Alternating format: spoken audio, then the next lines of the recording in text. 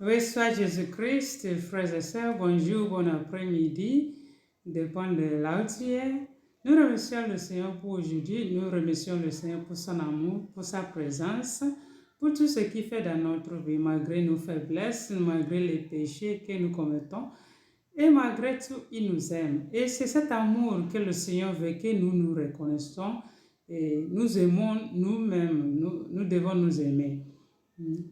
Et nous devons chercher comment aimer nos frères et sœurs parce que nous sommes tous frères et sœurs. Il n'y a pas la différence. Même si tu crois, tu ne crois pas en Dieu, si tu es chrétien, musulman, ta religion ne compte pas. Ce qui compte au Seigneur pour que nous sachions que nous sommes tous un dans le Seigneur. Parce que le Seigneur nous a créés dans son image.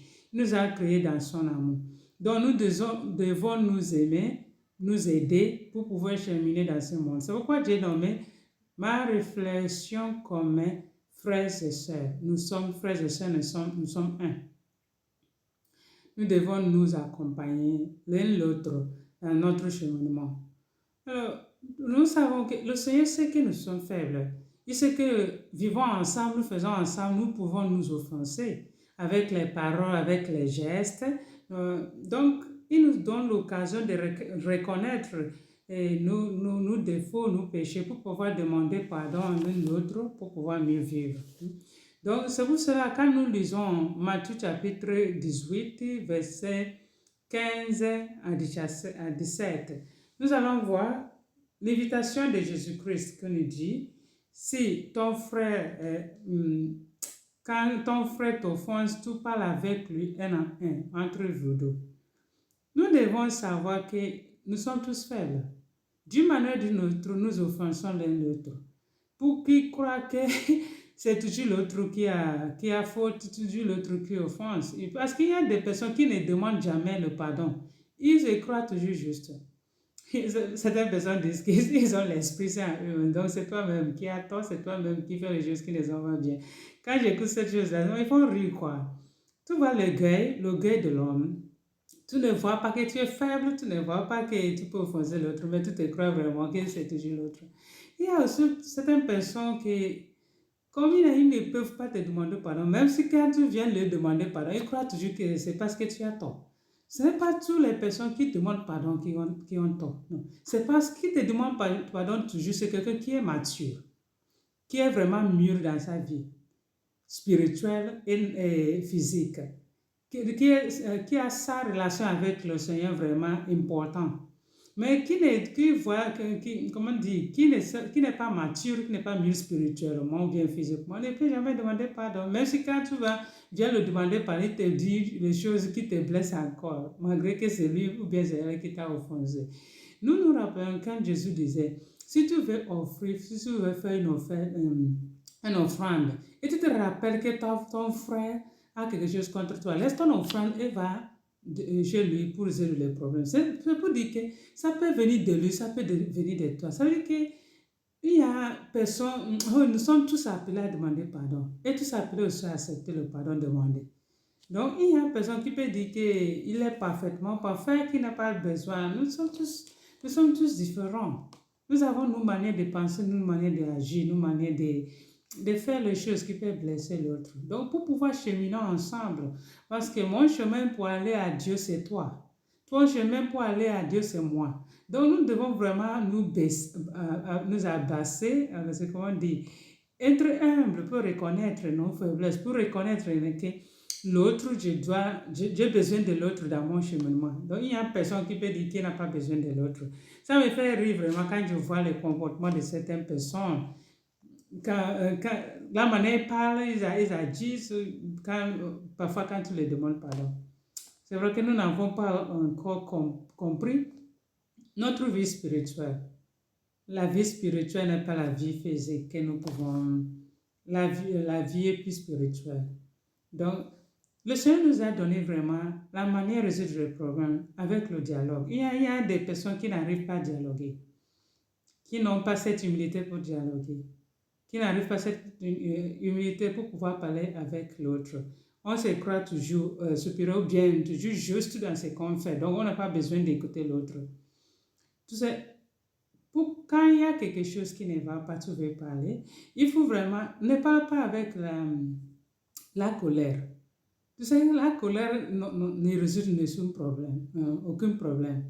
La colère seulement augmente les problèmes. Parce que si tu es élevé et tu parles, tu dis les choses que tu ne dois pas dire, les choses que tu vas regretter, les choses qui font mal. Tu sais que les paroles tuent, tu sais que les paroles font mourir l'autre. Et quand tu vas réaliser, tu as déjà fait le dégât. Quand tu vas réaliser, c'est déjà tard.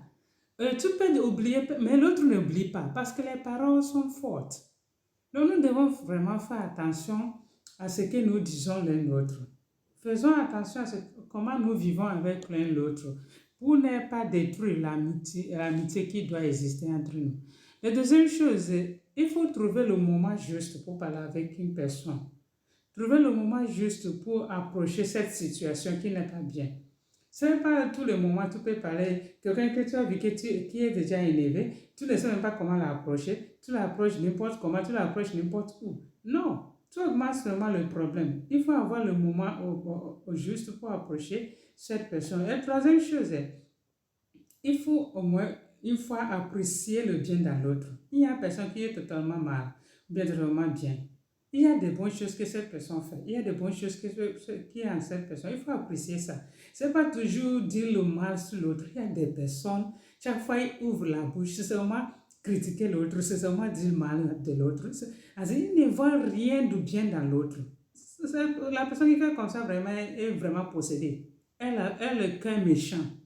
Si tu ne trouves pas le bien dans l'autre, chaque fois que tu ouvres la bouche pour parler de l'autre, c'est seulement les choses mal. Tu as vraiment besoin d'être délivré. Tu as besoin d'une exercice. Donc nous devons vraiment faire attention. Trouver le bien dans l'autre. Apprécier le bien que cette personne peut faire. Et aussi, quand tu veux parler, il faut appeler ouvertement. Sois toi-même. Il faut t'exprimer avec la sincérité, avec être transparent dans ce que tu exprimes. Parce que si tu n'es pas transparent, tu n'es pas humble, tu vas là-bas pour montrer que tu sais ce que tu fais, pour montrer que c'est toi-même qui a raison, c'est toi-même qui est juste. Donc tu n'as pas encore commencé. Tu dois demander l'Esprit Saint pour t'aider à être humble pour pouvoir trouver la paix entre vous deux. Troisième, ce qui est autre chose, il faut écouter dans le silence. Il y a certaines personnes de nous qui n'arrivent pas à écouter l'autre. On parle, on ne donne pas le temps à l'autre à parler. Mais quand l'autre parle, on ne laisse pas même pas exprimer bien. Quand l'autre exprime, on le juge. Si tu veux écouter, il faut se taire. Il faut se taire aussi au-dedans de toi. Ne juge pas une personne que tu es en train d'écouter. Il faut écouter avec le cœur ouvert pour pouvoir trouver là où tu es, pour pouvoir faire cette paix. Autre chose, il faut demander le pardon, eux aussi accepter le pardon quand on te le demande. Et avec tout ça, il faut prier. Il faut prier beaucoup pour toi-même, pour la personne que tu veux demander pardon, ou bien que tu veux chercher une paix. Et ne cherche pas seulement que l'autre vient vers toi. Tu peux aussi aller vers l'autre, même si tu as raison selon toi. Tu sais, quand quelque chose se passe, il y a un problème entre deux personnes, il y a toujours là où l'autre a contribué. Le problème, ce n'est pas toujours l'autre. Si toi-même, tu penses vraiment, tu reflètes vraiment, tu es humble, tu vas voir là où tu as erré. Ce n'est pas seulement l'autre. Donc, n'accuse pas toujours l'autre en te voyant.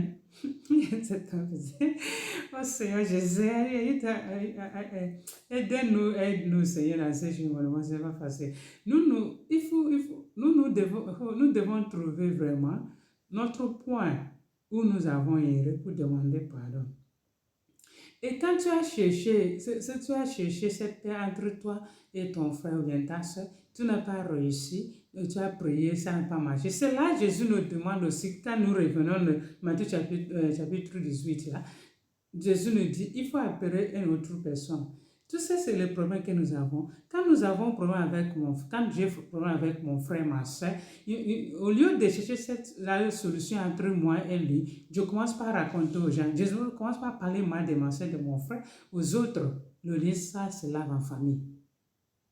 Je commence par parler de l'autre, ça même chercher le problème. Rappelle-toi, Quand moi je t'offense, je ne suis pas l'offense, je ne suis pas mes péchés, je ne suis pas mes erreurs.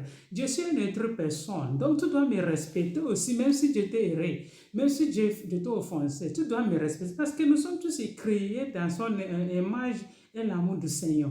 Donc cette dignité de l'homme doit être respectée. Tu ne dois pas m'humilier parce que je t'ai offensé, non. Pour chercher la paix, si tu m'aimes vraiment, tu dois me respecter en m'aidant à retrouver mon chemin, en m'aidant à réaliser où j'ai erré. Mais quand tu me traites comme mes péchés, comme si je suis mes péchés ou bien je suis mes erreurs, donc tu as vraiment, comment dire, tu as échoué. Tu ne suis pas mes erreurs, tu ne suis pas mes péchés. Tout n'est pas tes erreurs, tout n'est pas tes péchés. Nous sommes tous frères et sœurs. Notre péché, ça arrive parce que nous sommes faibles. Donc, il faut que nous aidons vraiment à chercher à résoudre les problèmes, à ne pas nous détruire avec la bouche, avec les choses qui ne sont pas bien, à critiquer, à parler mal, à raconter, à détruire l'image de l'autre. Ça, ce n'est pas chrétien, ce n'est même pas humain, ce n'est même pas humain. Nous sommes tous frères et sœurs. Donc, quand tu as cherché cette paix entre vous deux, tu n'as pas réussi. Tu peux maintenant appeler la troisième personne pour que cette personne t'aide. Tous dans la prière, tu ne peux faire rien sans la prière. Et après ça, cette personne n'accepte pas. Tu peux aussi chercher autre personne, autre groupe qui pouvait aider la situation. Donc, c'est ça que le Seigneur nous enseigne. Pour que nous reconnaissions, pourquoi le Seigneur fait ça? Pour nous faire savoir que nous sommes tous importants, nous sommes tous frères et sœurs, nous devons nous aimer et aussi respecter notre dignité humaine. Il faut que le Seigneur nous aide vraiment. J'ai déjà parlé trop. Pardonnez-moi, pardonnez mes français, pardonnez cette lumière qui fait comme ça, ok? Les choses importantes et de comprendre ce que je dis. Nous sommes frères et sœurs, nous devons nous aimer, nous aider à vivre pour pouvoir arriver au dernier. Parce qu'après la mort, c'est le jugement. Comment tu as vécu, comment tu as aimé, au dernier jour, le Seigneur nous jugera sous l'amour. Que le Seigneur nous aide.